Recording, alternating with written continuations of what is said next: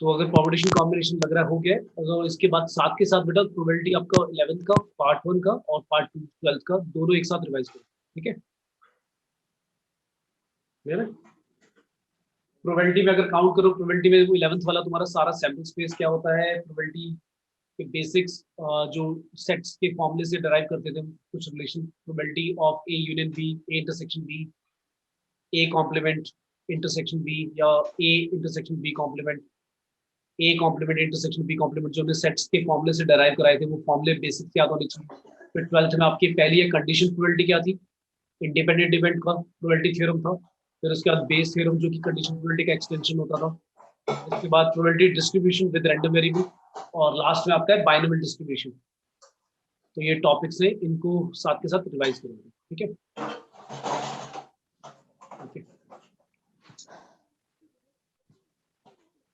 पहला क्वेश्चन हम past paper के क्वेश्चंस ले रहे हैं, 2021 का है। क्वेश्चन दिया हुआ था, set of all real values of lambda for which fx दिया हुआ है एक function 1 minus cos square x lambda plus sign x पूरा मल्टीप्लाई में, और x दिया हुआ है कहां से कहां बिलोंग करता है, -π/2 से +π/2, has exactly 1 maximum and 1 minimum। तो कह रहा है एग्जैक्टली एक ही मैक्सिमम और एक ही मिनिमम इज, तो लैम्डा की वैल्यू बतानी है। इनमें से क्या होगी, ऑप्शंस हैं -3/2 से लेकर +3/2 एक्सक्लूडिंग 0।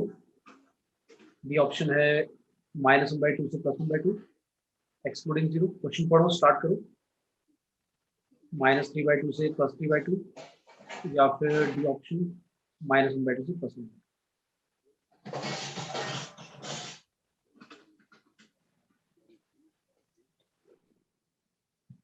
तो सबसे पहले एक चीज क्वेश्चन देख लो कि फंक्शन जो दिया हुआ है वो दिया हुआ है 1 माइनस कॉस स्क्वायर एक्स, और भाई 1 माइनस कॉस स्क्वायर एक्स पागल बनाने के लिए दिया हुआ है इसको, तो भाई क्या लिख दो, 10th में पढ़ते थे, 9 10th में फॉर्मूला क्या था, 1 माइनस कॉस। हाँ तो ये पागल बना रहे, वैसे थोड़ा सा कॉम्प्लेक्स बनाने के लिए जाना चाहिए ना, ऐसे लिख लो cos square x 1 minus sine cos square को लिख लो फिर sine square lambda plus sine x. चलो ये दिया हुआ है फंक्शन, इसको y मान लो, fx लिख लो, मर्जी तुम्हारी। अब कह रहा है कि लैम्डा की वो सारी रियल वैल्यूज बतानी है, इंटरवल बताना है कि लैम्डा की वैल्यूज हम क्या क्या ले सकते हैं, जिसके लिए x अगर -π/2 से +π/2 तक है, तो इस फंक्शन का सिर्फ एक ही एग्जैक्टली एक ही मैक्सिमम निकले, और लोकल मैक्सिमम, और एक ही लोकल मिनिमम निकले। तो मुझे बताओ मैक्सिमम मिनिमम निकालने के लिए पहले सबसे पहला स्टेप क्या होता है, क्या करते हैं, डिफरेंशिएशन। बताते जाना मुझे, सारा मैं नहीं करूंगा। एफ डैश एक्स बताओ क्या लिखूं, प्रोडक्ट रूल लगा दे, साइन स्क्वायर एक्स बाहर, बताओ ब्रैकेट में क्या लिखूं, ब्रैकेट में लैम्डा का 0, लैम्डा का 0 और साइन एक्स का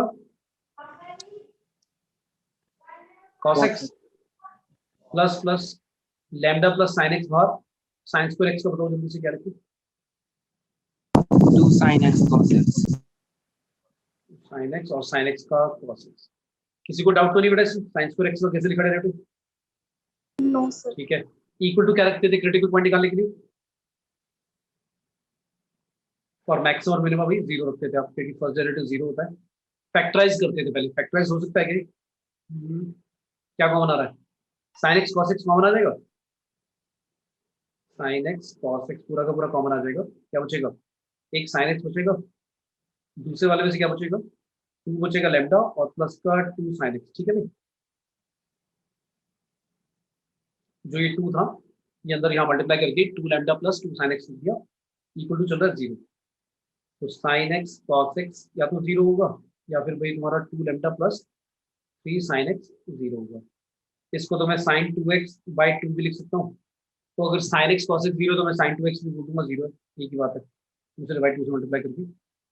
और यहाँ पर आ रहा है साइन एक्स की वैल्यू आ रही है, यहाँ से साइन एक्स की वैल्यू आ रही है -2 लैम्डा/3, ये दो वैल्यू होगी। अब उसने पूछा था कि अगर एक ही एग्जैक्टली मैक्सिमा और मिनिमा है, मतलब उसने कह दिया कि एग्जैक्टली एक ही मैक्सिमा मिनिमा है, तो पहले वाले से बताओ क्या पॉइंट निकलेगा। अगर साइन 2x 0 है तुम्हारा, तो फिर x की वैल्यू क्या होगी भाई? x की वैल्यू क्या होगी भाई? अगर साइन 2x 0 है तो x की वैल्यू क्या क्या हो सकती है भाई? अगर साइन 2x 0 है कहीं पर, तो वो कहाँ कहाँ पे होगा? 2x की वैल्यू जब 0 होगी, पाई होगी, 2 पाई, ऐसी तो होता था। बहुत सारी वैल्यूज पे हो सकता है ना सब, क्योंकि 0 पे भी 0 होता है, 180 पे भी 0 होता है, 360 पे भी 0 होता है साइन की वैल्यू। क्लियर है सभी को? तो एक्स की वैल्यू क्या क्या आएगी? 0 आएगी, पाई/2 आएगी, पाई आएगी, ऐसे चलेगा। लेकिन हमें लेना कहाँ से कहाँ तक? उसने एक्स बोला भी तो था, कहाँ से कहाँ तक लेना? उसने तो एक्स बोला है भाई -पाई/2 से सिर्फ पाई/2 के बीच में लेना है। तो इन दोनों के बीच में सिर्फ एक ही इंटरवल आया ना, तो ये मतलब एक ही पॉइंट आएगा ना, कौन सा? बाकी सारे इग्नोर कर दिए। पाई/2 इसलिए लिया क्योंकि वो तो एक्सट्रीम है, हमें बीच में लेना था, ओपन इंटरवल था, तो इन दोनों के बीच में तो सिर्फ यही आया, राइट, 0। तो एक हमारा क्रिटिकल पॉइंट आ गया एक्स इक्वल टू 0, जहां पर या तो मैक्सिमम होगा या मिनिमम। लेकिन उसने ये कहा था कि सिर्फ दो ही जगह पे एग्जैक्टली मैक्स और मिनिमम, तो उनमें से अगर एक आ गया तो अब दूसरा निकालना है। तो एक तो पता लग गया, अब हम ये नहीं निकाल रहे कि मैक्सिमम या मिनिमम, उससे कोई मतलब नहीं है अभी। हमको बस ये पता लग गया कि एक पॉइंट आ गया। अब एक और पॉइंट निकलेगा, वो कहां से निकलेगा भाई? साइन एक्स दिया हुआ था कितना? साइन एक्स दे रखा है -2 λ/3। अब सोच के बताओ, 2 λ + 3 sin x अगर 0 है, तो x की ऐसी कौन सी वैल्यू ले कि आंसर हमारा साइन एक्स की वैल्यू आ रही है -2 λ/3 आनी चाहिए। तो अब लैम्डा की वैल्यू हम किस रेंज में लें, मतलब क्या लें जिससे कि हम कह सके कि भाई एक और वैल्यू ऐसी हो सकती है जहां पर साइन एक्स 0 हो जाएगा। तो वो कैसे निकालेंगे? उसके लिए सबसे पहले आपको सोचना है साइन एक्स कहां से कहां तक होता है, याद है? साइन एक्स की वैल्यू भी कहां से कहां तक होती है -1 होगा। भाई? -1 से 1, लेकिन उसमें तो 0 भी आ गया है ना। यस। तो 0 लेना है या नहीं लेना? नहीं लेना। उसका रीजन, क्योंकि उसने कहा था एग्जैक्टली एक मैक्सिमम और मिनिमम है। तो अगर 0 पहले ही क्रिटिकल पॉइंट आ चुका है, तो यहाँ पर तो हम 0, अच्छा यहाँ पर x की वैल्यू अगर 0 होगी तो साइन भी 0 आ जाएगा ना। सोच के देखो यस। भाई, साइन की वैल्यू 0 0 पे होती है, तो 0 तो पहले इंक्लूड कर चुके हैं, क्योंकि -पाई/2 से लेकर 0 पाई/2 में साइन 0 पर 0 होता है, तो वो तो नहीं लेना। तो अगर साइन एक्स, चलो मैं कह रहा हूँ -1 से 1 तक है, जिसमें हमें क्या नहीं लेना? 0 0। नहीं लेना भाई, क्योंकि साइन की वैल्यू 0 पे 0 होती है, तो वो वाला पॉइंट तो नहीं लेना, और ना ही वो वैल्यू लेनी। तो मैं कहूँगा साइन एक्स की वैल्यू अब जो वैल्यू है वो -1 से लेकर 1 के बीच में, और 0 एक्सक्लूड करके। तो फिर ये भी हमारा वहीं तक होगा, -2 λ/3 भी बिलोंग्स टू कहाँ से कहाँ तक होगा? -1 से 1 एक्सक्लूडिंग 0। ये ठीक है? ठीक है भाई। Yes sir. तो मुझे लैम्डा की वैल्यू बता दो फिर कहाँ से कहाँ तक आएगी, जल्दी से सॉल्व करके। तो अब आगे माइनस मैं नहीं करूँ। माइनस -3/2 से +3/2। एक मिनट, -3/2 से +3/2, और कुछ एक्सक्लूड करेंगे? सर 0 नहीं लेंगे। लैम्डा की वैल्यू 0 ले लेनी, पता है क्यों नहीं ले रहे? देखो समझ जाओ, 0 क्यों ले रहा है। उसने ऑप्शन में ना एक ऑप्शन ऐसा दिया जिसमें 0 एक्सक्लूड नहीं करा, तो बच्चे वही करेंगे गलती, और ये वाला ऑप्शन दिखाएंगे, सी ऑप्शन -3/2 से +3/2। उसका रीजन, आपने क्या करा, -1 से 1 लिखा साइन, और लैम्डा की वैल्यू बता दी -3/2 से +3/2। लेकिन आपने एक चीज नोटिस नहीं करी, अगर आप 0 ले लोगे तो आप कह रहे हो लैम्डा की वैल्यू 0 पे हो सकती है। और सोच के देखो, अगर आपने लैम्डा यहाँ पर 0 रखा इस वाली इक्वेशन में, तो साइन एक्स 0 आएगा। तो पहले भी साइन एक्स, पहले आपका साइन 2x 0 था, तो x की वैल्यू 0 क्रिटिकल पॉइंट निकला था। साइन x को 0 रखकर भी क्रिटिकल पॉइंट कितना निकल जाएगा? 0 निकल जाएगा। तो वो दोनों तो सेम आ जाएंगे, लेकिन उसने बोला एग्जैक्टली एक मैक्सिमम और एक मिनिमम है, तो यानी दोनों के दोनों क्रिटिकल पॉइंट क्या होने चाहिए? अलग अलग होने चाहिए। क्लियर है बात? तो अगर पहले वाले में 0 आ गया तो अब 0 को इंक्लूड नहीं करेंगे। क्लियर है? Yes sir. और पहले वाले में 0 लेना पड़ेगा, क्यों? क्योंकि 0 के अलावा कोई ऑप्शन है ही नहीं जहां पे 0 हो जाए। मतलब ऐसा भी नहीं कर सकते कि पहले वाले को कुछ और ले ले, यहाँ पे 0 ले ले, तो ये भी पॉसिबल नहीं है। ठीक है, आए समझ में बेटा? सभी को क्लियर है भाई? Yes sir. नेक्स्ट बड़ा सिंपल सा क्वेश्चन है प्रोबेबिलिटी का। क्वेश्चन कह रहा है कि प्रोबेबिलिटी ऑफ ए दे रखी है तुम्हें, थोड़ा सा बस फॉर्मूला लगाना है, मैनिपुलेशन लगाना है और जल्दी से सॉल्व करना है। 0.6 दे रखा है, बी की प्रोबेबिलिटी दे रखी है, बी इवेंट की प्रोबेबिलिटी 0.4 दे रखी है, सी की अलग से दे रखी है 0.5, ए यूनियन बी भी दे रखा है 0.8, ए इंटरसेक्शन सी दिया हुआ है 0.3, A intersection B intersection C की प्रोबेबिलिटी दी हुई है 0.2, बी इंटरसेक्शन सी दिया हुआ है, बी स्मॉल बी ये नहीं दिया हुआ, सॉल्व करना है इसकी value, and P A union B union C, इन तीनों का यूनियन दे रखा है पी, और बोला है वेयर, जो ए है वो लाई करता है 0.85 से लेकर 0.95 के बीच में, और आपको बताना है बी लाइज इन इंटरवल पूछा है क्या होना चाहिए। पहला है 0.36 से 0.4, 0.25 से 0.35, 0.35 से 0.36, और डी ऑप्शन है 0.2 से 0.25।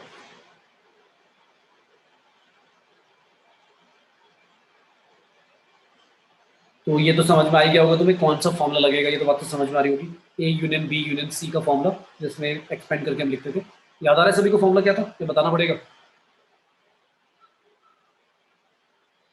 ए यूनियन बी यूनियन सी का कोई फॉर्मूला बताएगा क्या था?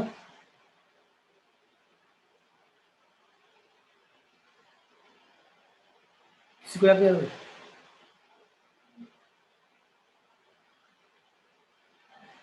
Probability of A, probability of B, probability of C, आगे माइनस करते हैं प्लस करते हैं? Minus A intersection B, minus B intersection C minus A intersection C, और लास्ट में प्लस कर देते थे A intersection B intersection C. तो इसमें जल्दी से बैलेंस पुट करो, इसका ही यूज करना है और निकालो आंसर चैट बॉक्स में। देखते हैं 1 मिनट में किस किस के आंसर आते हैं। कुछ भी इसमें कोई कॉन्सेप्ट ज़्यादा कोई ट्रिकी वगैरह कुछ नहीं है, सिंपल सा फॉर्मूला लगाना है, थोड़ा सा जज करना है और आंसर आ जाएगा।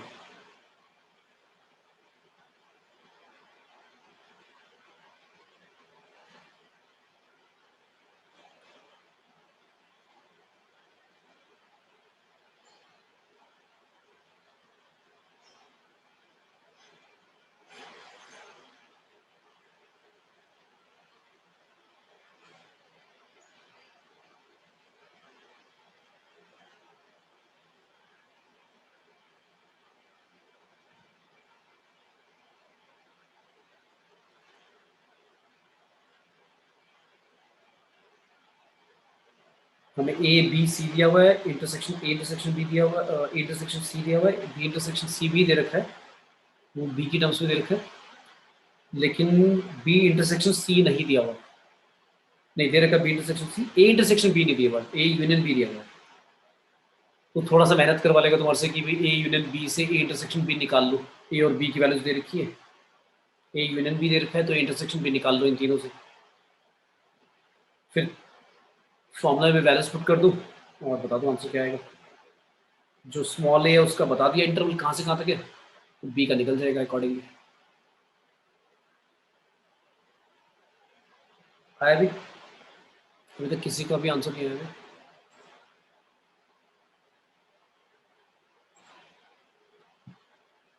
कर रहे हो बताऊं? सर कर रहे हैं। चलो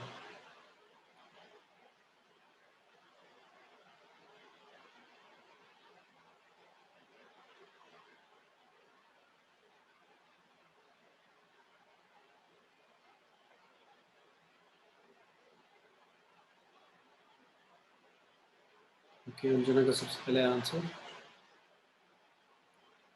एंड अंजना एक दोबारा आंसर बेटा चेक करो, कुछ गड़बड़ कर दिया आपने, ऑप्शन जो दीजिए।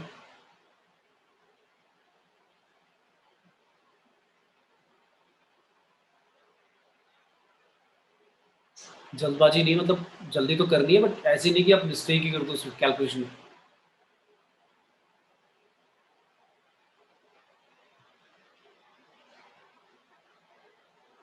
अगर आपको क्वेश्चन आता है तो जो आप सॉल्व कर रहे हो, अगर कुछ सिली मिस्टेक नहीं कर रहे हो, क्या कॉन्सेप्चुअल एरर नहीं कर रहे हो, तो आंसर ठीक ही आएगा। लेकिन अगर थोड़ी बहुत भी गड़बड़ करोगे तो ऑप्शन इनमें से मैच तो कर जाएगा, पर मिस्टेक करी है नहीं करी वो पता नहीं लगेगा।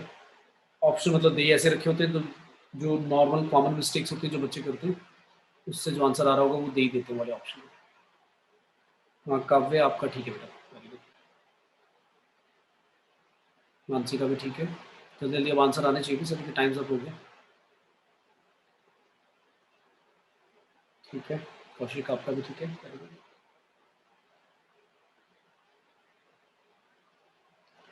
फिर क्या करा हमने, ए इंटरसेक्शन भी बताएगा कोई जल्दी से, कितना आया था सॉल्व करके? 0.2 0.2 आ रहा है, ठीक है। कैसे निकाला था भाई? ए यूनियन बी का फॉर्मूला होता है P A plus P B minus A intersection B. हाँ वैशाली आपका भी ठीक है, वेरी गुड। तो उसका फॉर्मूला लगाकर आपको पी ए भी पता है, पी बी भी पता है और ए यूनियन बी भी पता था, तो ए इंटरसेक्शन बी निकल जाएगा। तीनों इंटरसेक्शन आ गए और तीनों का एक साथ इंटरसेक्शन भी दिया हुआ है, अलग अलग से यूनियन तीनों का दिया हुआ था। फॉर्मूला लगाया, पी ए यूनियन बी की वैल्यू कितनी थी भाई? A union B union C, left side पे कितना है? 0.8 0.85 इक्वल टू पी ए कितना है? 0.6, 0.6, 0.4, पी सी कितना है? 0.5 माइनस ए इंटरसेक्शन बी अभी निकाला 0.2, बी इंटरसेक्शन सी कितना है? B बी है, ये नहीं पता। ए इंटरसेक्शन सी कितना है? 0.3 और तीनों का इंटरसेक्शन कितना था? 0.2। 2 ठीक है, तो भाई ये दोनों तो कट गए। इसमें ए कहाँ गया भाई? स्मॉल ए, स्मॉल ए, स्मॉल ए किसकी थी? A हमारा फर्स्ट वैल्यू। अच्छा फिर 0.8 किसने बोल दिया भाई? यही तो ए है ना, यही था ना? Yes 0.8 किसने बोल दिया फिर उसमें? 0.8 तो ए यूनियन बी था ना। अच्छा ठीक है, तो ये आ गया, बस अब कर दो, सॉल्व हो गया। क्या होएगा? 1 आएगा, 1.5, 1.5 में से 0.3 माइनस करोगे कितना आ जाएगा? पॉइंट कितना कितना आ गया भाई? 1.2 माइनस का बी और ए, तो बी की वैल्यू क्या आ रही है अभी? बी की वैल्यू आ रही है हमारी 1.2 माइनस ए आ रही है, ये आ रही है। अब ए कहाँ से कहाँ तक था? ए था तुम्हारा कहाँ से कहाँ तक था? 0.85 से 0.95 मीटर, बस इतना करना है। देखो क्या करोगे, अगर ए यहाँ से यहाँ तक है तो माइनस ए कहाँ से कहाँ तक होगा? तो बताएगा माइनस ए कहाँ से कहाँ तक होगा? माइनस ए, माइनस ए पहले क्या लिखूं फिर बाद में क्या लिखूं? बता दो भाई, माइनस पहले क्या लिखूं? माइनस 0.95। हाँ मतलब 85 मत लिख देना, क्योंकि नेगेटिव में तो -0.95 जो होगा वो छोटा हो जाएगा और ये बड़ा हो जाएगा, उल्टा हो जाता है। तो अगर माइनस से यहाँ तक है और फिर आपको क्या निकालना है? 1.2 माइनस से निकालना है, तो यार दोनों में से क्या करूँ? 1.2 माइनस करूँ, कितना आएगा? 1.2 माइनस 0.95 करोगे कितना आएगा? 0.25, 25 हाँ 25 आएगा। और 1.2 माइनस 0.85 करोगे तो 0.35। क्लियर है भाई? समझ आ गया भाई? ठीक है, Yes ये तो यार वैसा नहीं है, डोमेन रेंज करते थे, भूल गए? डोमेन रेंज ऐसी तो करते थे कि ए यहाँ से यहाँ तक है, मतलब ये तुम्हारा ऐसा हो गया, देखो ये ऐसे लिखा हुआ है। अब इस क्वेश्चन को मैं बोलूँ एफ एक्स इक्वल टू लिखा हुआ है 1.2 माइनस एक्स, एक्स आपको पता है कहाँ से कहाँ तक है? माइनस का 0.95 से लेकर,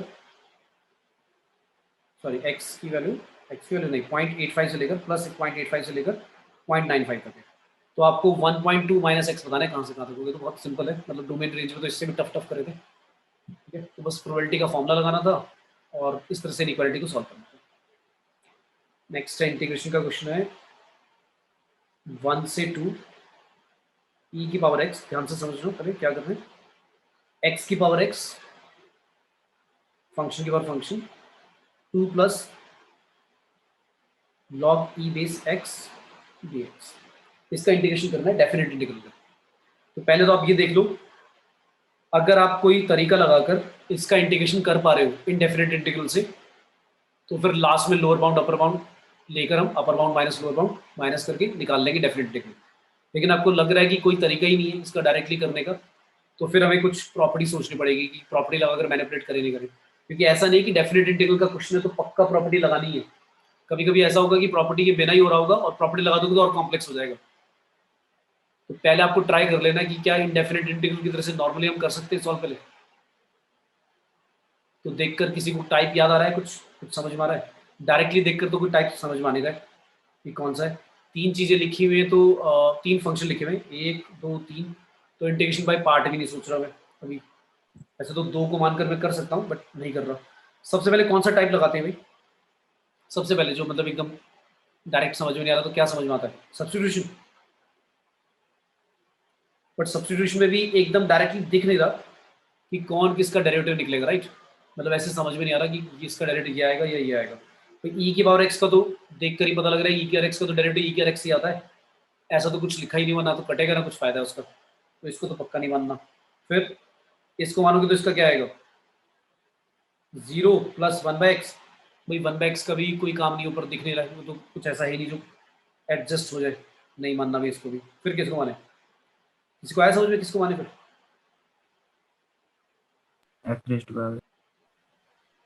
एक्स की पावर एक्स को, अच्छा एक्स की पावर एक्स को माना, बिल्कुल ठीक है। अगर मान के इसका डेरिवेटिव करना कितना आएगा? इसका डायरेक्टली कर सकते हैं डेरिवेटिव? नो नहीं कर सर। पाएंगे, पहले लॉग लेना पड़ेगा।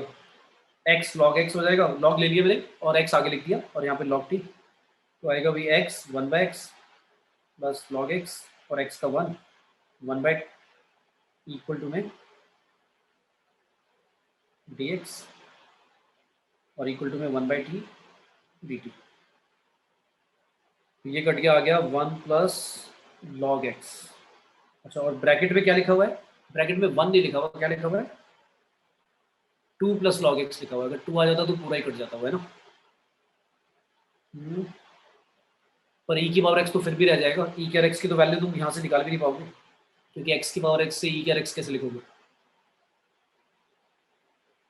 रूल आउट करो इसे भी, नहीं आएगा। फिर कुछ लास्ट समझ में आया? एक और ट्राई कर सकते हैं।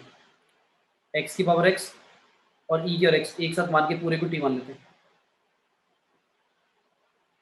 है ना? भाई ऐसा लग तो नहीं रहा, पर भाई तीसरा ऑप्शन और कुछ समझ में नहीं आ रहा तो ये मान लिया। लगाना इसका क्या आएगा? e की और x बाहर, x की पावर x का भी हमने करा था, कितना आया था अभी ये बताएगा? x की पावर x का क्या आया था? 1 प्लस log x। आप ऐसे मानोगे ना, y इक्वल टू पहले x के और x को अलग से मान के करना पड़ेगा। वैसे आएगा ln y x log x 1/y dy/dx, या ऐसे लिखो इक्वल टू x बाहर log x का 1/x और log x बाहर x का 1। बेटा dy/dx की जो वैल्यू, इसका मतलब पूरा डेरिवेटिव जो करोगे वो ये आएगा, x की power x 1 plus log x। ठीक है, सिर्फ 1 प्लस log x नहीं। ठीक है, अब तो हम प्रोडक्ट रूल लगा रहे हैं ना, तो ऐसे करना पड़ेगा ना। क्या आएगा? x की power x 1 plus log x, ठीक है, और प्लस x की और x बाहर रखा, e की x को तो e की x ही होता है, साथ में dx लिख देते हैं यहाँ पर और यहाँ पे dt, या dx/dt लिखकर वहाँ t की जगह 1 लिख दो, एक ही बात है। ठीक है, अब देखकर समझ में आ गया कि हो जाएगा। पता है क्यों? अब कैसे समझ में आएगा कि हो रहा है सॉल्व? भाई अगर मैं थोड़ा सा ओपन करूँ तो ये कॉमन नहीं आ जाएगा? ठीक है, जो क्वेश्चन में लिखा हुआ है ये पूरा का पूरा कॉमन नहीं आ रहा क्या? यस। e की पावर x की पावर x ही पूरा का पूरा ही कॉमन आ गया। क्या बचेगा? 1 प्लस log x बचेगा पहले वाले ब्रैकेट में से, और दूसरे में से 1 बचेगा। वो जो 2 प्लस log x दिख रहा था वो दिख गया भाई। अब समझ में आ गया? कट जाएगा पूरा का पूरा। पूरा कहाँ भाई? ये तो पूरा मतलब पूरा क्वेश्चन ही गायब हो गया ना, ये पूरा का पूरा ही गायब हो गया भाई। तो बहुत रेयर हो गया ऐसे। ये तो पूरा का पूरा ही गायब हो गया, क्योंकि पूरा का पूरा क्वेश्चन ही हमारा क्या बन गया, dt बन गया ना ये तो। यस बस तुम्हें लिमिट चेंज करनी है, तो i इक्वल टू क्या आ गया, dt बचा, बस कुछ नहीं बचा, सारा का सारा dt बन गया, मतलब वैल्यूज भी पुट नहीं करनी। जो हम सोच रहे थे ना कि भाई अगर e के x को मानते हो तो फिर x के x की वैल्यू कैसे लिखेंगे, x की पावर x को मानते हो तो e के x की वैल्यू कैसे लिखेंगे, वो समझ में नहीं आ रहा था, तो ये पूरा का पूरा एडजस्ट हो गया। तो ऐसा नहीं है कि देखकर ही एकदम समझ में आ जाएगा तुम्हें कि भाई इसको मानना और हो जाएगा सॉल्व, ऐसा जरूर नहीं है पेपर में, तो थोड़ा सा हिट एंड ट्रायल करने पड़ेंगे। पर एक जो भी ट्राई कर रहे हो उस पर ऐसे मत करना अटक जाओ कि भाई 5 मिनट 10 मिनट उसी को सोचते रहो कि आ ही नहीं रहा भाई अब क्या करें, कुछ और सोच के रूल आउट करके कुछ और ट्राई करो, ठीक है। ज्यादा टाइम लग रहा है छोड़ दो, स्किप करो और नेक्स्ट में पहुंचो। अब जल्दी से मुझे इसकी वो तो बताओ, ये वैल्यूज चेंज होगी, कई बार बच्चे ये वैल्यूज ही चेंज नहीं करते, 1 2 से लेके सॉल्व कर देते हैं। हमारा इस बार इंटीग्रेटिंग वेरिएबल चेंज हो चुका है, टी बन चुका है। टी की वैल्यू कहाँ से निकालोगी, क्या था ई की और एक्स की पावर एक्स आपने टी माना था, एक्स जब क्या था कहाँ से स्टार्ट हो रहा है 1 और 2, एक्स जब 1 है तो टी बता दो कितना होगा, ई की पावर 1 ई आएगा, एक्स एक्स है 1 1 1 की पावर 1 1 ही आएगा, तो क्या आ गया भाई ई आ जाएगा ना। और जब एक्स की वैल्यू है कितनी 2, तो टी कितना आएगा ई का स्क्वायर और 2 का स्क्वायर 4, कितना आएगा 4 ई स्क्वायर, ठीक है भाई। कराने की जरूरत है क्या, हो जाएगा। ऑप्शन क्या दिए थे मैंने, ऑप्शन दिए थे मैंने इसके, कुछ ऑप्शन नहीं दिए मैंने, ठीक है हो जाएगा, तो सॉल्व कर लेना, ठीक है भाई। लो चलो हो ही गया, सॉल्विंग इंटीग्रेशन तो बहुत इजी था, बट वो मानना लेट किसको करना है वो थोड़ा सा ट्रिकी पार्ट था, बट थोड़ा सा हिट एंड ट्रायल करोगे हो जाएगा, ठीक है। अब इससे भी नहीं होता तो फिर प्रॉपर्टी थोड़ा सा सोचता मैं कि प्रॉपर्टी लगाकर हो सकता है नहीं हो सकता, तो मैंने कहा कि ऐसा नहीं कि पक्का ही प्रॉपर्टी लगाकर हो जाएगा, ठीक है। क्लियर है भी सभी को, पर प्रॉपर्टी का भी लॉजिक इसमें कोई सेंस बन नहीं रहा है। अगर मैं a plus B minus X वाली प्रॉपर्टी लगाता हूँ जो सबसे कॉमन है और वही लगानी चाहिए हमें, तो a plus B minus X करके कुछ लॉजिक बन नहीं रहा, 3 माइनस एक्स आ जाएगा हर जगह एक्स की जगह, वो तो और कॉम्प्लिकेट हो जाएगा, समझ में आ रही बात। भाई प्रॉपर्टी लगाकर तो कुछ सिंप्लीफाई हो जाना चाहिए, ऐसा हो जाना चाहिए कि ऐड सब्ट्रैक्ट कुछ कर कर सिंप्लीफाई हो जाए, पर वो तो और कॉम्प्लिकेट हो रहा है। क्लियर है सभी को, यस तो हमेशा याद रखना डेफिनेट इंटीग्रल में ये मत सोचने बैठ जाना कि पक्का ही प्रॉपर्टी लगेगी, ऐसा नहीं है, ठीक है। कुछ क्वेश्चन में क्वाइट ऑब्वियस होते हैं, देखकर ही पता लग जाता है कि प्रॉपर्टी लगाकर काम बन जाएगा, पर पहले ट्राई करना कि नॉर्मली सॉल्व करने की कोशिश करना, ठीक है। नेक्स्ट है एक डिफरेंशियल इक्वेशन का लेते हैं, मान लो क्वेश्चन दिया हुआ है या टेंजेंट नॉर्मल का पहले question, if tangent to curve y equal to x ln x where x greater than 0 है at point a c comma fc is closely parallel to the line joining 1 0 and e comma e, then c equal to बताना क्या होगा। तो कह रहा है कि tangent अगर एक कर्व है x log x, उसके ऊपर टेंजेंट ड्रॉ करते हैं किस पॉइंट पर, एक ऐसा पॉइंट है c comma F C, X comma Y मतलब बेसिकली कोई भी पॉइंट है c कॉमा एफ सी करके लिख दिया ऐसे, इज पैरेलल टू, और बोला है जो टेंजेंट बनेगी वो पैरेलल होनी चाहिए to the line joining 1 0 and E E, then c की वैल्यू कितनी होगी, सिंपल सा क्वेश्चन है। ये इसको मान लो p पॉइंट, इसको मान लो q पॉइंट, तो पी क्यू का स्लोप बताएगा कोई कितना, स्लोप पी क्यू कितना, E minus 0 upon E minus 1 है ना, ठीक है।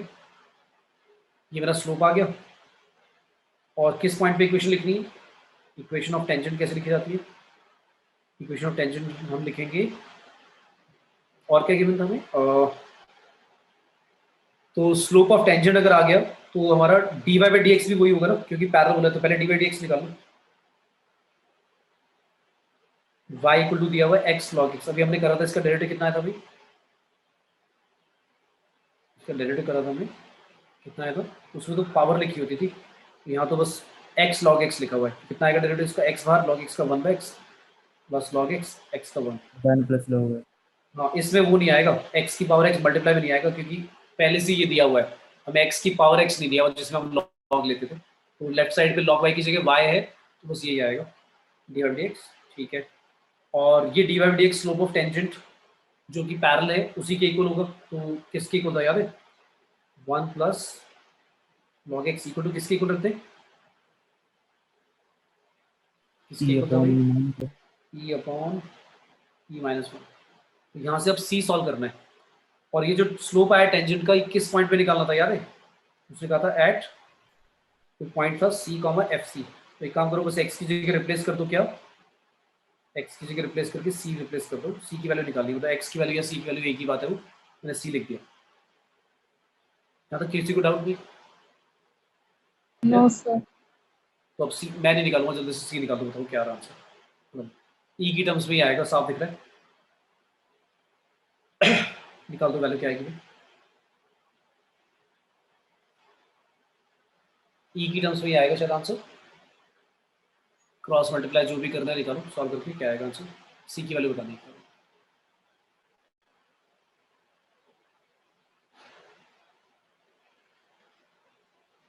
ऑप्शन नहीं दे रहा हूँ, अपने मन से बता दो। e की पावर माइनस वन। अच्छा, जो वन डिवाइड में लिखा है कौशिक, उसमें वन अपॉन डिनोमिनेटर में पूरा e माइनस वन है या वन अपॉन e और फिर अलग से माइनस वन है? सर 1 अपॉन ई माइनस 1 है e माइनस वन पूरे डिनोमिनेटर में है ना? सर 1 के। ऐसे e ऐसे आ रहा है या ये आ रहा है? सर सेकंड वाला। सेकंड वाला आ रहा है ना? हाँ ठीक है। आया किसी का भी आंसर c की वैल्यू?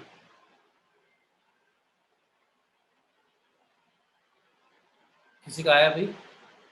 यार log c इक्वल टू आएगा e upon e minus one एल्सियम लोगे e minus e plus one divide by e minus one. खत्म हो गया क्वेश्चन, e कट गया।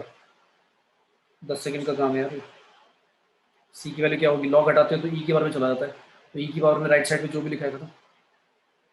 ठीक है, क्लियर हो गया भी सभी को? Yes sir. नेक्स्ट है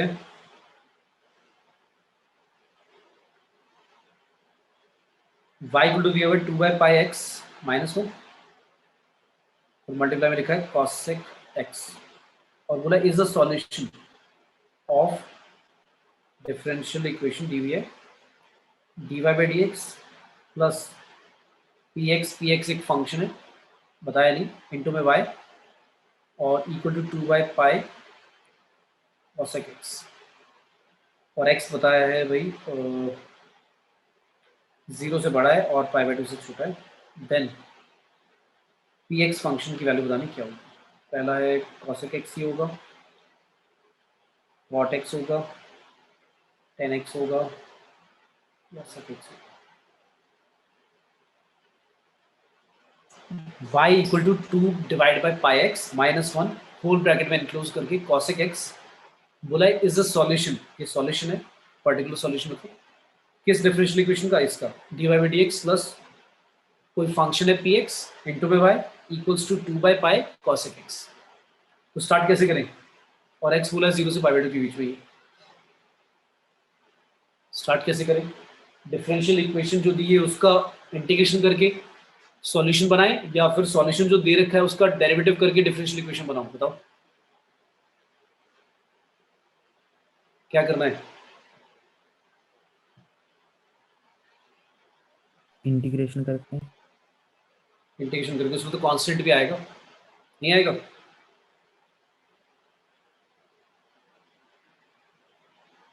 अगर डिफरेंशियल इक्वेशन फर्स्ट ऑर्डर का तो उसमें तो एक वो भी आएगा तुम्हारा आर्बिट्री कांस्टेंट भी आएगा। और मुझे एक चीज बताओ, तुमने कहा इंटीग्रेशन करेंगे, ये तो मैंने क्वेश्चन तभी तो बोला टाइम वेस्ट करो, नहीं तो तुम अपना मतलब पहले देख कर क्वेश्चन पढ़ के समझ में आ जाना चाहिए नहीं करना क्या।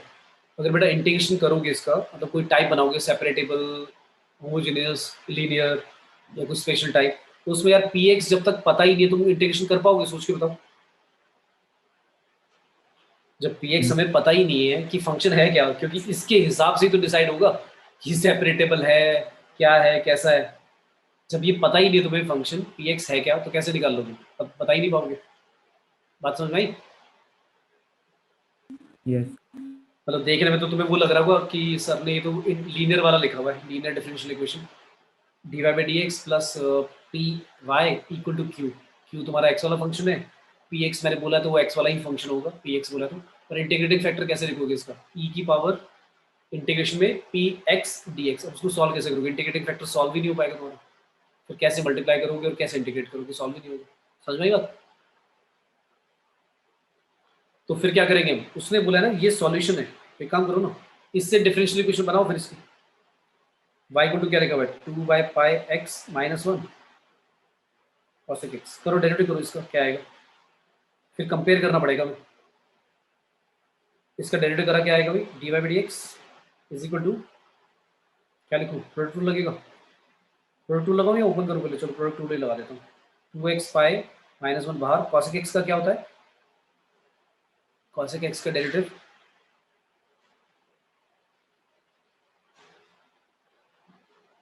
cos x cot x। cosec x cot x या minus cosec x cot x होता है, माइनस भी आता है।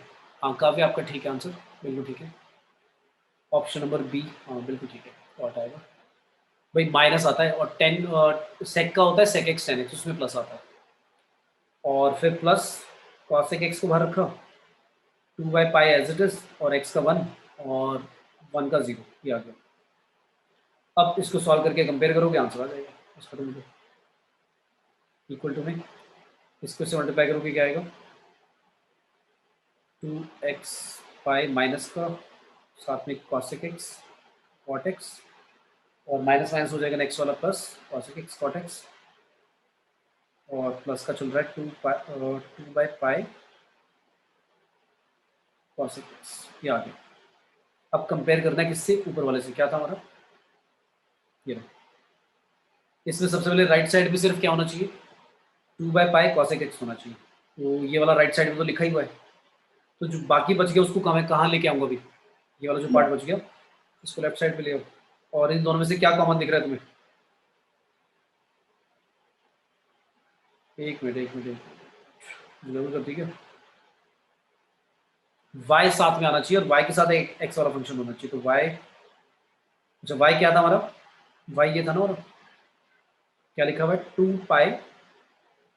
तो अगर मैं ओपन करूँ इन दोनों में से क्या कॉमन आ रहा है भाई, cot x पहले कॉमन ले लेता हूँ। देखो cot x इसलिए कॉमन लेता हूँ क्योंकि फिर उसके बाद cosec x, चलो दोनों ही कॉमन ले लो, पूरा ही कॉमन ले लो, राइट साइड पे लाकर लेफ्ट साइड पे लेकर आकर दोनों कॉमन ले लो, क्या आएगा, प्लस का 2 पाई बाई एक्स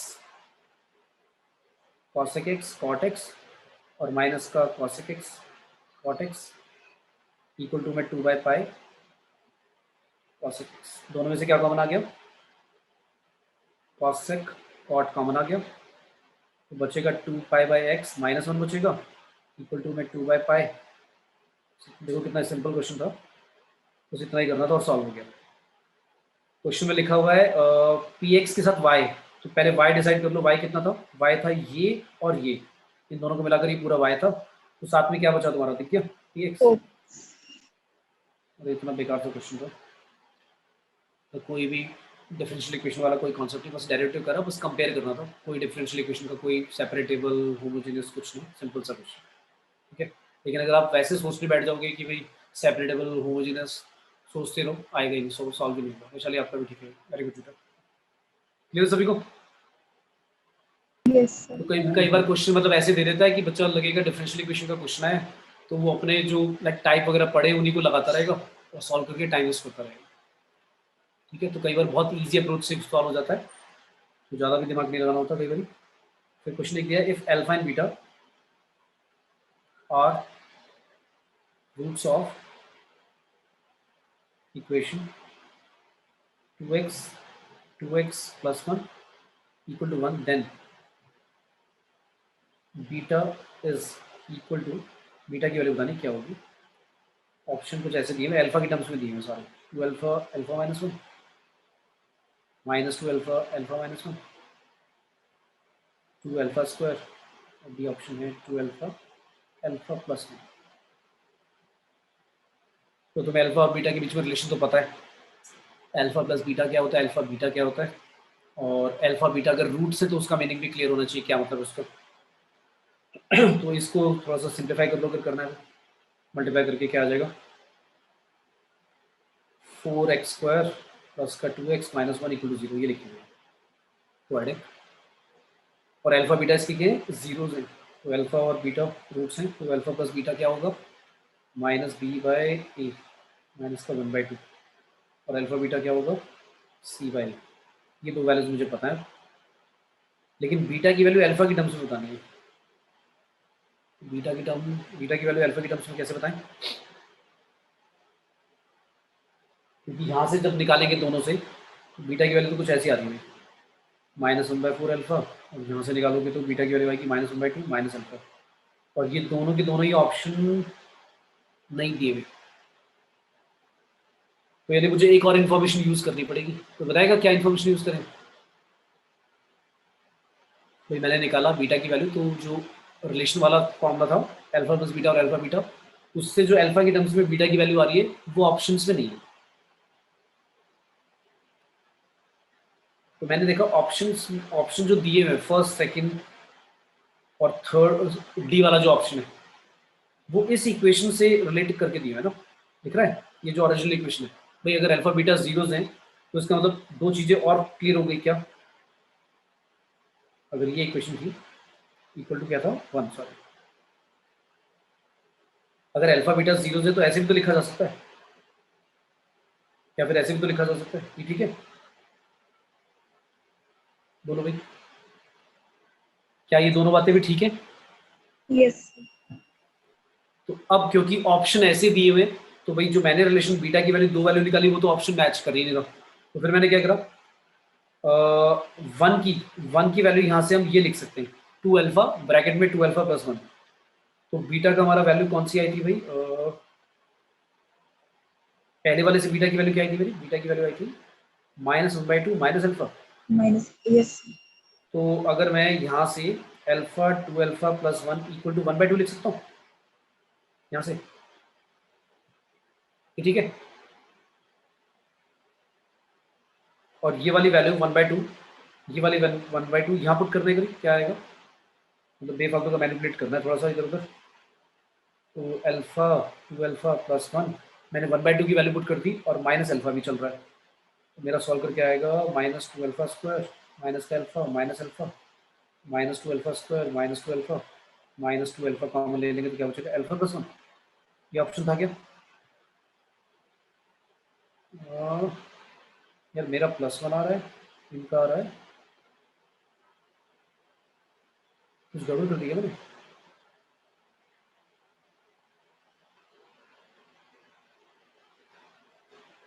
साइन तो सही लिखे मैंने, माइनस साइन कॉमन लेके तो यहाँ प्लस ही तो आएगा।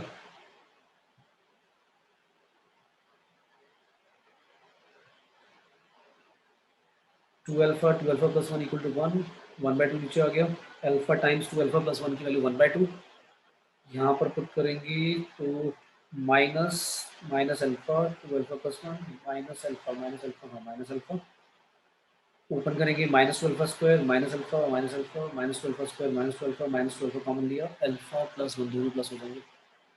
मेरे यार ऑप्शन भी गड़बड़ा है, यहाँ पे माइनस होना चाहिए, कहाँ पे, ये ऑप्शन हमारा मैच करना चाहिए डी वाले से, तो यहाँ पर माइनस होना चाहिए, ठीक है ये ऑप्शन आएगा, ठीक है भाई।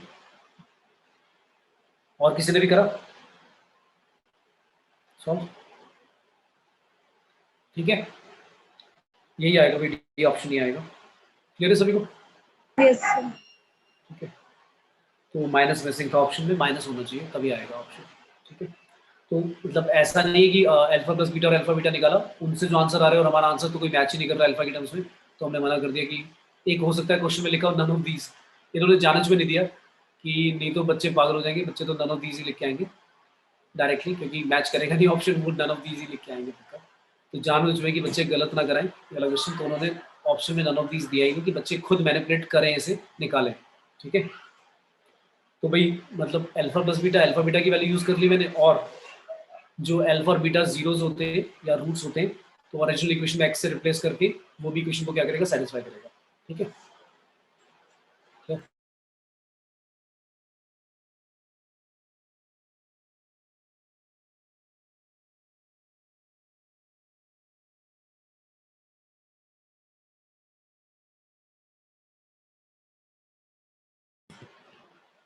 हाँ भाई, सभी को आगे समझ बेटा। Yes, sir. यस नेक्स्ट है, चलो ये तो सब निकाल देना यार। Area bounded region y equal to x square minus one, एक ही वाला पैराबोला है, एक वन माइनस एक्स स्क्वायर है। ये दो पैराबोला है, लेकिन पैराबोला को देखकर तुम्हें समझ में आ गया होगा, ये स्टैंडर्ड वाले नहीं है पैराबोला, मतलब ऊपर नीचे या लेफ्ट या राइट वाला ही पैराबोला है, लेकिन ऑरिजिन से पास नहीं हो रहे होंगे, तो वो तुम्हें थोड़ा सा डिसाइड करना है कि कैसे पास होगा ये। और इनके बीच में जो एरिया बाउंडेड है, area bounded by these parabolas is equal to बताना है कितना होगा।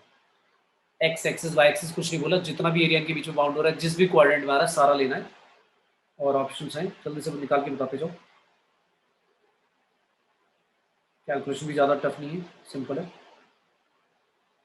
कैलकुलेशन जो है एरिया बाउंडेड में सिर्फ मतलब या तो थोड़ा सा एरिया समझ में आ जाए, उसमें थोड़ा सा टाइम लग जाता है कई बार point of intersection and all evaluate करने में, या दूसरा जो वो सर्कल वाला होता है जिसमें y equal to root a square minus x square वाली आइडेंटिटी लगानी पड़ती है, जिसमें हमें लंबा सा इंटीग्रेशन का formula x by two root over a square minus x square plus a square by two sine inverse x by, उसको जब इवेल्युएट करते हैं तो बहुत ध्यान से थोड़ा सा वहाँ पे थोड़ा सा कैलकुलेशन बड़ा हो जाता है।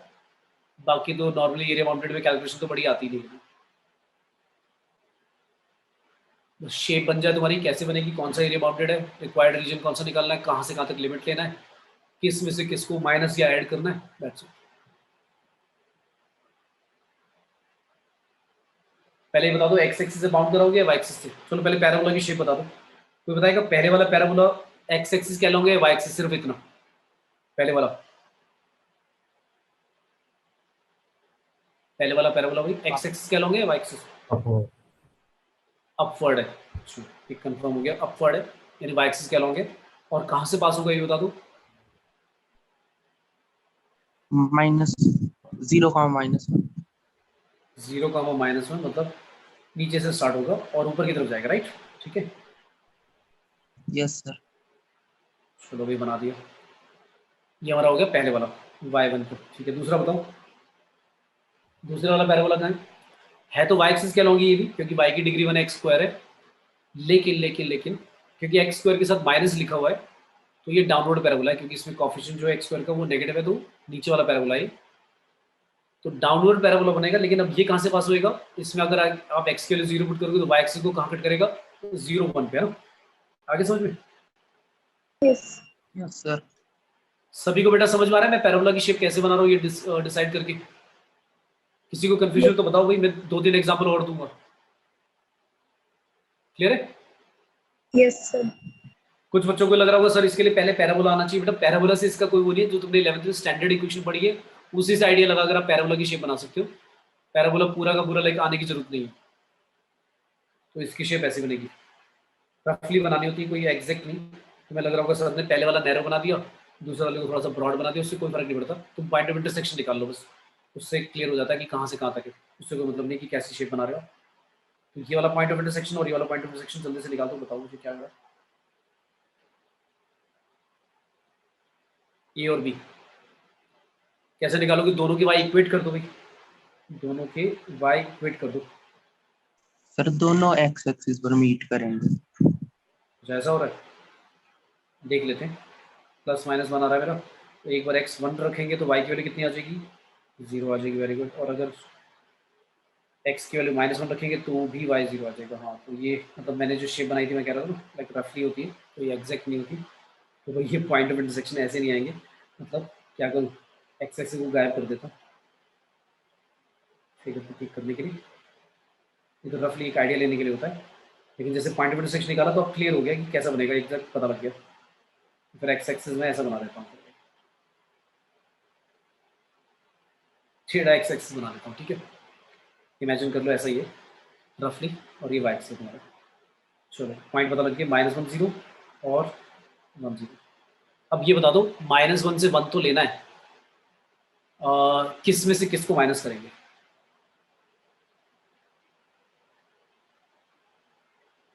काव्य का आंसर भी आ गया, वेरी गुड। हाँ काव्य ठीक है आपको, तो y2 में से y1. y2 में से, क्योंकि ग्रीन वाली ऊपर है और रेड वाली नीचे, तो ग्रीन माइनस रेड और -1 से 1। हाँ बेटा बोलो। सर 0 से 1 ग्रीन के नीचे का लेके into 4 करते हैं। क्योंकि पॉइंट सारे के सारे वैसे इस बारे बोल रही हूँ, सिमेट्रिकल है एग्जैक्टली है ना। Yes sir. पैराबोला भी 1 1 1 से पास हो रहे हैं, ठीक है, ऐसे भी कर सकते हैं, बिल्कुल ठीक है। तो थोड़ा सा एफर्ट कम हो जाएगा। कितना आ रहा है आंसर तुम्हारा? 8/3। बिल्कुल ठीक है। पर ये सिमेट्रिकल होगा तभी चलेगा, मतलब अगर मान लो इनमें से एक पैराबोला होता x² - 2, फिर गड़बड़ हो जाती, ठीक है। फिर यस सर। हाँ, ऐसी सर्कल में भी चल जाता है, ठीक है। तो किसी बच्चे ने यार एक मिनट, एक बच्चे ने आंसर, कौशिक बेटा आपने कुछ गड़बड़ कर दिया, ए आंसर दिया यार तुमने, डी आंसर आएगा बेटा, 8/3 4/3 में।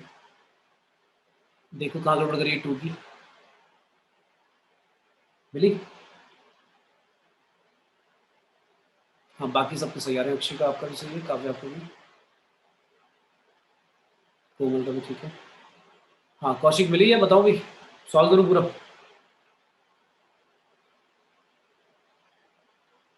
बताओ बताओ।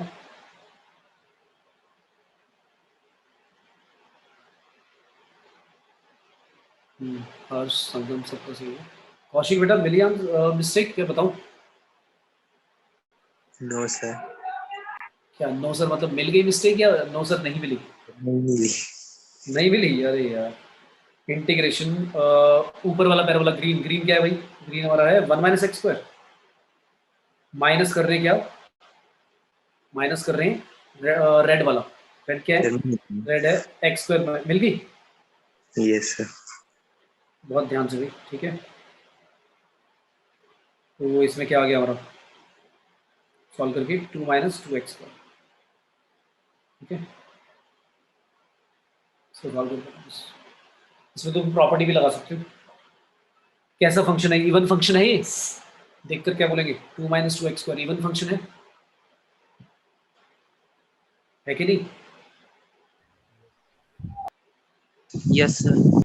ट्वाइस कर दो, इस ट्वाइस का भी 2 और बाहर ले लो। ऐसा करना जरूरी क्यों है? कोई जरूरी नहीं है, नॉर्मली भी सॉल्व करोगे आंसर आ जाएगा। पर ये मैं पता क्यों कर रहा हूँ, कैलकुलेशन जो है ना सिंपल हो जाएगी, क्योंकि जब माइनस है ना, अपर माइनस जब लोअर लिमिट करोगे उसमें माइनस आएगा, एक्स की जगह माइनस भी लिखोगे एक्स, तो माइनस माइनस में कहीं ना कहीं पे गड़बड़ कर सकते हो तुम ब्रैकेट ओपन करने में, सॉल्व करने में। तो बहुत ध्यान से करना, और अवॉइड करना है तो यार प्रॉपर्टी लगा लो, 0 से 1 आ गया तो अब ईजी हो जाता है थोड़ा सा, ठीक है। बाकी तुम्हारी मर्जी, क्योंकि जब इंटीग्रेशन करोगे एक्स तो पक्का आएगा, तो जो लोअर लिमिट होगी उसमें 0 पुट करोगे तो वो तो सारे ही 0 हो जाएंगे, टेंशन ही नहीं। ऊपर वाला अपर लिमिट से जो आंसर आएगा वही मेरा आंसर, ठीक है। क्लियर हो गया बेटा सभी का? Yes, sir. Okay next question है, लेट्स से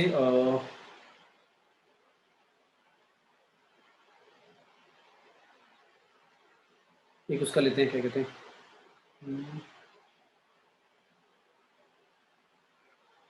वेक्टर 3D में से लेते हैं।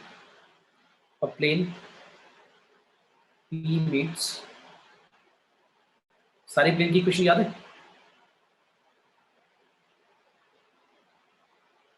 भाई वेक्टर 3D में सारे फॉर्मूले याद है, भूल गए? सारी इक्वेशन एंड ऑल?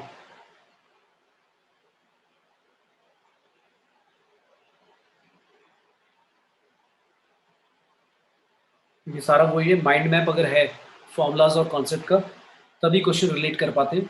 मैथ्स में सारा वही चीज़ है, मतलब जैसे जब कोई बड़े बड़े चैप्टर हम पढ़ते हैं तो टाइम क्यों लगता है उसमें समझ में? मान लो तुम्हारी अंडरस्टैंडिंग अच्छी है तो टाइम इसलिए लग जाता है, एक तो प्रैक्टिस चाहिए, दूसरा एक माइंड मैप होना चाहिए। माइंड में मतलब सारे फॉर्मूले एकदम माइंड में होने चाहिए, कि क्वेश्चन को देखकर मुझे 3-4 बातें समझ में आ जाए कि ये ऐसे कह रहा है।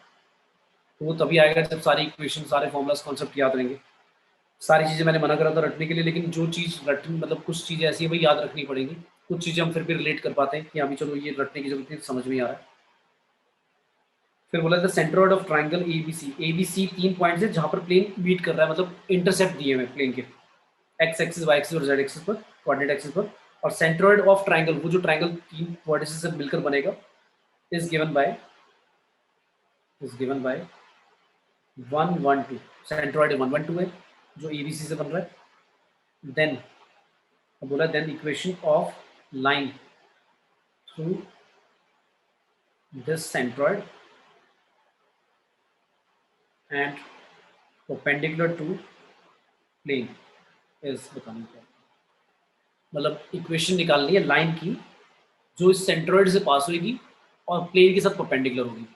तो क्वेश्चन पढ़ते जब मैं पढ़ूंगा लाइन, जब मैं पढ़ूंगा लाइन तो मेरे दिमाग में एक चीज आएगी, equation of line in 3D होती थी, 2 इक्वेशन पढ़ी थी, 2 के अलावा कोई इक्वेशन हमने लाइन की पढ़ी नहीं थी। एक तो पढ़ी थी हमने जो एक पॉइंट और पैरेलल वेक्टर गिवन होता था जब, और जब 2 पॉइंट पता होते थे। तो यहाँ पर मैंने देखा एक पॉइंट तो कह रहा है वो सेंट्रोइड से पास हो रही है, तो ये तो मेरा फिक्स पॉइंट हो गया। सेंट्रोइड पता भी है कहाँ, ये रहा सेंट्रोइड, ये रहा। तो मुझे ये तो पता लग गया कि लाइन की इक्वेशन कुछ ऐसी होगी, x-1 y-1 z-2। नीचे कुछ लिखना है, नीचे क्या लिखना है, वो वाले डायरेक्शन रेशियो लिखने जो पैरेलल वेक्टर के होंगे लाइन के साथ। तो पैरेलल क्या है बताओ, कोई बताएगा? कोई बताएगा कि भाई पैरेलल वाला वेक्टर क्या होगा हमारा यहाँ पर?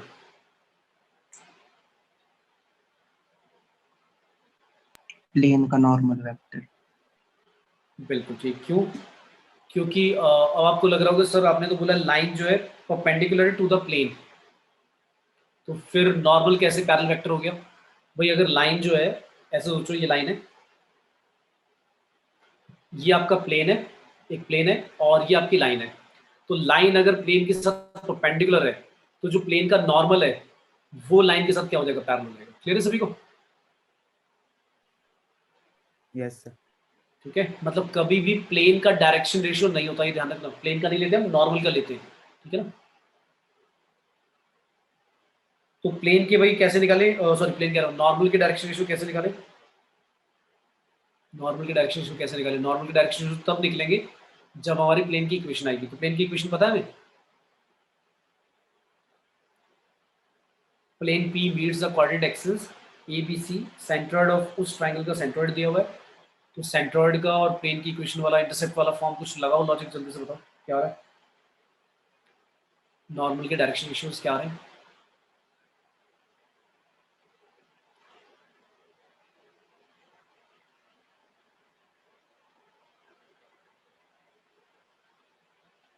जिसके भी डायरेक्शन रेशियोज आ जाते हैं नॉर्मल के, बता दो भाई क्या आ रहे हैं।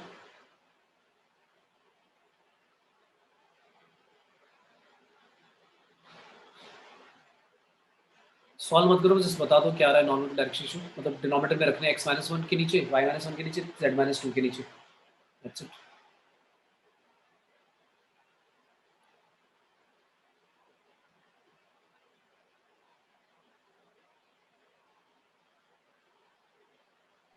सर ए बी और सी की वैल्यू निकालना है। हाँ हाँ, मतलब प्लेन के जो नॉर्मल है, प्लेन का जो नॉर्मल है वही, हाँ उसकी वैल्यू निकालनी है। सर तो जैसे जो ये पॉइंट है वो कोऑर्डिनेट एक्सिस पर है, तो जैसे ए का पॉइंट में मतलब एक ही कोऑर्डिनेट होगा, बाकी दोनों जीरो होंगे, तो फिर वहां हाँ से बिल्कुल और वहां बिल्कुल से फिर बिल्कुल बिल्कुल। सेंट्रोइड का फॉर्मूला लगा सकते हैं, मतलब सबके कोऑर्डिनेट प्लस हाँ अपोजिट। हाँ, सारे सारे सबको हिंट मत दो, हाँ तुम सॉल्व करो, बताओ सही कर रहे हो, बिल्कुल सही कर रहे हो। कोई बात नहीं यारी, हाँ बेटा ठीक है।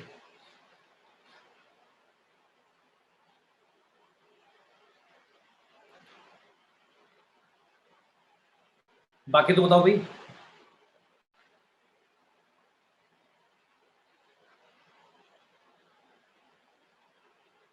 यार जो समझ में आता जाता है उसको हाँ लिखते जाओ। अच्छा वैशाली का आ गया, वेरी गुड बेटा, वैशाली का आ गया, बिल्कुल ठीक है। मतलब मुश्किल से यार 10-20 सेकंड लगेगी, सोचो ना जल्दी से। आपको मतलब जैसे मैंने क्या बोला, मैंने कहा इक्वेशन माइंड में होनी चाहिए। जब भी आपको ऐसे बोलते प्लेन इंटरसेक्ट कर रहा है कोऑर्डिनेट एक्सिस को ABC पॉइंटों पर, तो एकदम क्या समझ में आ जाता है यार, प्लेन की वो वाली इक्वेशन लगानी है जो इंटरसेप्ट फॉर्म होती थी। क्या होती थी इंटरसेप्ट फॉर्म? x अपॉन, याद आ रहा है, a y upon b z upon c। याद आ रहा है, भूल गए हो? Yes, ये याद था? ये मैंने बताया तब याद आया? sir. Yeah. याद था। तो भाई ABC आपके इंटरसेप्ट है जो अभी पता नहीं है, लेकिन उसने सेंट्रॉइड दिया है। तो ये जो ABC है ये 3 ट्राइंगल के वर्टिसेस कह रहा है ना, ये बेसिकली ये x एक्सिस को कट कर रहा होगा तो ऐसा होगा, y एक्सिस को कट कर रहा है तो ऐसा होगा। जैसे अभी कौशिक ने या काव्य ने बोला किसी ने कि भाई इंटरसेप्ट है तो बाकी वाले कोऑर्डिनेट 0 0 होंगे, x एक्सिस पे तो a 0 0 होगा, y एक्सिस पे 0 b 0 और z एक्सिस पे तो 0 0 c। ये बात समझ में आई सभी को? Yes. और फिर आप कह रहे हो इसका जो सेंट्रॉइड है g वो क्या है, 1 क्या था, 1 1 2। अब आपको सेंट्रॉइड का फॉर्मूला तो पता ही है। सेंट्रॉइड का जो फॉर्मूला होता है भाई वो क्या होता है, x1 + x2 + x3/3, a/3 b/3 c/3। तो भाई a की वैल्यू क्या आएगी, 3, b की वैल्यू क्या आएगी 3 और c की वैल्यू क्या आएगी 6। अब प्लेन की इक्वेशन क्या लिखते हो आप, x/a y/b z/2। C equal to लिखते हो 1। अब या तो डायरेक्शन रेशियो आप बोल दो 1/3 1/3 1/6, या तो ऐसे बोल दो जो तुम्हारे कैपिटल ABC नॉर्मल के डायरेक्शन रेशियो होते हैं, या तो ऐसे बोल दो 1/3 1/3 1/6 कि भाई एक्स वाई जेड के जो कॉफिशिएंट होते हैं वही होते हैं। पर ये रेशियो फ्रैक्शन की फॉर्म में है, तो एक काम करो, इनको नॉर्मल होल नंबर में ले आओ, 6 से मल्टीप्लाई करके 2:2:2। क्लियर है? Yes. तो जैसा वैशाली ने आंसर दिया है 2 2 1, बिल्कुल ठीक होगा। तो आप क्या करोगे, डिवाइड में लाइन की जो इक्वेशन है उसमें यहाँ पर 2 2 और 1 आप कहोगे सर 1/3 1/3 और क्या है 1/3 1/3 और 1/6, ये भी लिख सकते हैं। हाँ ठीक है, तब भी आंसर सही है। क्लियर है? Yes. पर जो पेपर में मान लो ऑप्शन दिए होंगे तुम्हें, लाइन की जो इक्वेशन दे रखी होंगी उसमें ऐसी नहीं दिया हो, मतलब तुम अगर 1/3 लिखते हो फिर तुम्हारा पता कैसा आएगा, ऐसा आएगा, फिर ऐसा हो जाएगा, ये ऊपर जाकर ऐसा हो जाएगा 3x - 3/1, फिर ऐसी 3y माइनस जो भी है, फिर 3z माइनस जो 6z माइनस ऐसा कुछ आएगा। लेकिन ऑप्शन जब देखोगे तो उसमें कहीं पर सभी में x y z के कोफिशिएंट 1 1 होंगे, तो फिर तुम्हें डिवाइड ही करना पड़ेगा। तो डिवाइड करके फिर वो यही बन जाएगा जो हम पहले बना रहे हैं। तो जो डायरेक्शन रेशियोज हैं उनको होल नंबर में ही ले आया करो, ठीक है भाई? किसी को प्रॉब्लम तो नहीं होती भाई डायरेक्शन रेशियोज जैसे ये फ्रैक्शन में आ रहे हैं तो होल नंबर में लाना कैसे है? क्लियर है ना सभी को? Yes. Yes. ठीक है, तो यहाँ तो किसी को प्रॉब्लम नहीं है। ठीक है, नेक्स्ट है चलो एक बाइनोमियल थ्योरम का लेते हैं क्वेश्चन। √x माइनस, या चलो एक कॉम्प्लेक्स नंबर का लेते हैं तो इजी लग रहा है बाइनोमियल थ्योरम का। अच्छा देख लो, चलो एक ये भी बाइनोमियल थ्योरम का भी बहुत सिंपल सा क्वेश्चन है। √x माइनस k/x² की होल पावर दी हुई है 10 और कह रहा है टर्म इंडिपेंडेंट ऑफ x, इस एक्सपेंशन की है 405 और कह रहा है फाइंड कर लो मॉड पे। निकाल लोगे ना ये? तो जनरल टर्म का फॉर्मूला लगाओगे, उसमें x की पावर जो भी दिखेगी तुम्हें उसको 0 रख दोगे, 0 रख के r की वैल्यू आ जाएगी, r की वैल्यू पता लगने के बाद इक्वल टू रखकर 405 मॉड k की वैल्यू आ जाएगी। क्लियर है भाई? मतलब k आएगा फिर प्लस माइनस आ रहा होगा तो मॉड निकाल के बता दोगे कितना आ रहा है। क्लियर है भाई? Yes. कॉम्प्लेक्स नंबर का क्वेश्चन है। z जैसे कॉम्प्लेक्स नंबर हम एज्यूम करते हैं, x + i y एज्यूम करा हुआ है, be a complex number, non zero complex number. कैसा है? Non zero. इसका मतलब x और y साइमल्टेनियसली दोनों जीरो नहीं है, नॉन जीरो कॉम्प्लेक्स नंबर बोल दिया उसने। मतलब x और y दोनों जीरो एक साथ नहीं ले सकते। और कंडीशन दी है सच दैट, मतलब बोल दिया सच दैट z का स्क्वायर, कॉम्प्लेक्स नंबर का स्क्वायर इक्वल टू है i टाइम्स मॉड z का स्क्वायर। मॉडल z का स्क्वायर जो है वो z² के इक्वल है। तो z बताना है लाइज ऑन द, किस पे लाई करेगा? ऑप्शन दिए, एक लाइन पे लाई करेगा जो कि y = x है, रियल एक्सिस पे लाई करेगा। अच्छा रियल एक्सिस का मतलब क्या हो गया? क्या मतलब कहाँ पे लाई करेगा? इसका मतलब क्या है? जब बोल रहा है रियल एक्सिस पे लाई करेगा, इसका मतलब क्या हुआ? इसका मतलब होगा कि x एक्सिस पे होगा ना, x एक्सिस पे होगा तो यानी y 0 आएगा पक्का, x की वैल्यू नॉन जीरो आएगी क्योंकि नॉन जीरो कॉम्प्लेक्स नंबर है। ठीक है, ये बात समझ आई? मतलब x कुछ नॉन जीरो आना चाहिए, कुछ भी आए, और y की वैल्यू 0 आनी चाहिए। अगर ऐसा पॉइंट आता है तो हम कह देंगे रियल एक्सिस पे, जिसमें x 0 नहीं आना चाहिए। 1 2 3 x की वैल्यू आ जाए और y 0 आ जाए तो हम कहते हैं रियल एक्सिस पे। और सी ऑप्शन कह दिया इमेजिनरी एक्सिस पे, उसमें यानी कि x की वैल्यू 0 आएगी और y की वैल्यू नॉट इक्वल 0 कुछ आएगा सॉल्व करके। और लास्ट बोल दिया D option line y = -x। तो सारा का सारा जो लाइक करना है हमें सॉल्व, इसको लेकर करना है सॉल्व, क्योंकि इन्फॉर्मेशन तो ज़्यादा कुछ दी नहीं हुई। z² दिया हुआ है i टाइम्स मॉड z का स्क्वायर, z की वैल्यू कितनी दी रखी थी? x + i y। तो कोई जल्दी से बताएगा z² कितना होगा? लेफ्ट साइड भी क्या लिख दूँ ओपन करके? z की वैल्यू, z² की वैल्यू ओपन करके क्या लिख दूँ भाई? x² - y² और प्लस का 2xy, यही आएगा ना? Yes. मैंने वो जो x² + i² y² आएगा उसमें i² की वैल्यू एडजस्ट करके -y² लिख दिया। हाँ कब आई थिंक ठीक है तुम्हारा, equal to i times mod z का स्क्वायर करोगे तो क्या आएगा? रूट हट जाता था और x² + y² हो जाता था। अब आपको बस इतना पता होना चाहिए कि जब भी दो साइड पर कॉम्प्लेक्स लाइक नंबर लिखे हुए तो उनका रियल पार्ट और इमेजिनरी पार्ट कंपेयर करना होता है एक्स और वाई निकालने के लिए बस। तो आपका रियल पार्ट साफ दिख रहा है, लेफ्ट साइड पे x square minus y square है, और राइट साइड पे क्या आएगा, राइट साइड पे कितना है ही नहीं भाई रियल पार्ट, तो 0 मान लेते हैं, और इमेजिनरी पार्ट 2xy है लेफ्ट साइड पर, और राइट साइड पे क्या है x square plus y square. तो यहां से आ गया x square equal to y square, यानी कि या तो भाई एक्स की वैल्यू माइनस वाई होगी या फिर प्लस वाई होगी, और यहाँ से क्या आ गया x square plus y square minus 2xy equal to 0, तो यहाँ से आ गया एक्स माइनस वाई का होल स्क्वायर इक्वल टू 0, तो एक्स इक्वल टू क्या आ गया भाई वाई। तो कौन सा ऑप्शन ठीक होगा इन दोनों में से, एक्स इक्वल टू वाई, यहाँ तो एक ही आंसर आ रहा है और यहाँ से आ रहे हैं दो, x equal to minus y या एक्स इक्वल टू वाई, तो क्या आएगा आंसर हमारा x equal to y, right. तो जो हमारा पॉइंट होगा वो बी ऑप्शन आ रहा है अभी तुम्हारा काव्य। Yes sir. अरे नहीं यार तुमने गड़बड़ कर दी भाई, कौशिक का सी आ रहा है और वैशाली का ए आ रहा है, ये क्या कर रहे हो भाई, ए बी सी सबके आंसर आ रहे हैं अलग अलग। बता दो भाई कैसे सॉल्व कर रहे हो तुम भी, या मैंने गड़बड़ करी है।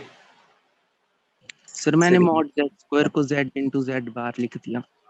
क्या लिख दिया, z इनटू कॉम्प्लेक्स उसका कॉन्जुगेट, मॉड z स्क्वायर को मॉड, हाँ ठीक है, तो गलत क्या है, ये करा है ना तुमने, यही किया है ना। हाँ तो इसमें क्या गड़बड़ है, चलो बताओ, ठीक करा है तुमने, इसको सॉल्व करोगे तब भी वही आएगा, यही करा ना तुमने, इसको सॉल्व करोगे क्या आएगा x square plus y square ही तो आएगा, फिर क्या कर दिया सर आई भूल गया मैं इक्वेशन का, मतलब अरे वाह फिर मैं शाबाश शाबाश शाबाश। अरे मतलब जो यार सिर्फ मैट्रिक्स जो में आइडेंटिटी मैट्रिक्स और उसको छोड़ देते हो, ऐसे मैंने आई छोड़ दी। वेरी गुड शाबाश। अरे जो यार सिंपल सी चीज है उसमें तुम ये क्यों घुसा रहे हो भाई, z इनटू z का कॉन्जुगेट, वो ठीक है प्रॉपर्टी होती है, बट यार z का मॉड z का स्क्वायर हमें पता है x square plus y square होता है भाई, तो या तो कॉम्प्लेक्स कॉन्जुगेट, जो कॉम्प्लेक्स कॉन्जुगेट वाला है, कॉन्जुगेट का यूज करना हो कहीं पे, मुझे कुछ लाइक प्रॉपर्टी बनानी हो तब तो मैं करूँ इसे, तुम इसको और कॉम्प्लिकेट क्यों कर रहे हो, और कॉम्प्लिकेशन में क्या हो गया, प्रॉब्लम ये होगी तुम आई वाला पार्ट गड़बड़ी कर दिया। वैशाली का सही आया है, कौशिक तुमने क्या गड़बड़ करी है भाई,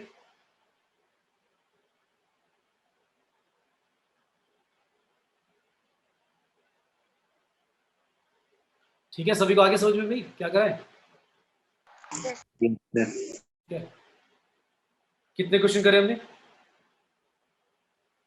काउंटिंग करिए इसे, 1 2 3 4 5 6 7 8 9 और ये 10। इनमें से कोई 10 में से कोई भी टफ था पहले तो बता दो, 2-3 तो मैं कहूँगा बहुत इजी थे, बाकी एवरेज थे, राइट। Yes. ठीक है, अभी इसमें से और अगर मैं और करवाता अभी थोड़े से और क्वेश्चन तो आपको लगेगा कि हाँ सर अभी तो एवरेज थे, मतलब पता क्या होता है, ऐसा है कि मैक्सिमम 3 से 4 क्वेश्चन मान लो, मैक्सिमम 3 से 4 क्वेश्चन जो रियली मतलब अगर मैं लेवल काउंट करूँ हार्ड होते हैं। फंक्शन वाला कुछ अजीब सा दे दिया क्वेश्चन, कई बार डेफिनेट इंटीग्रल वाला आ जाता है, इसमें मल्टीपल कॉन्सेप्ट लग जाते हैं, एडवांस लेवल का आ जाता है, तो 3-4 क्वेश्चन मैक्सिमम, बाकी नॉर्मल एवरेज होंगे और कुछ ईजी होंगे। तो थोड़ा सा बस तुम्हारा प्रैक्टिस लाइक प्रॉपर्ली करते रहो, कराता रहूँगा पेपर्स फास्ट ईयर पेपर, ताकि तुम्हें एक आइडिया मिल जाए, एंड थोड़ा सा like topic wise different topic revise होते रहे तुम्हारे, ठीक है क्लियर है। सर एओडी वाला क्वेश्चन, एओडी एओडी वाला क्वेश्चन, अच्छा वो वाला कल डिस्कस करता हूँ बेटा, उसके ना 2-3 टाइप और डिस्कस करूँगा, वो एडवांस लेवल का था, कल डिस्कस करता हूँ आपका, ठीक है। और एक ओके बार सर। क्वेश्चन भी नोट डाउन करके रखना क्या था पूरा, ठीक है। Yes sir. ओके बेटा, कल भी होगी ना तुम्हारी, कल सैटरडे में, कल डिस्कस करते हैं, ठीक है।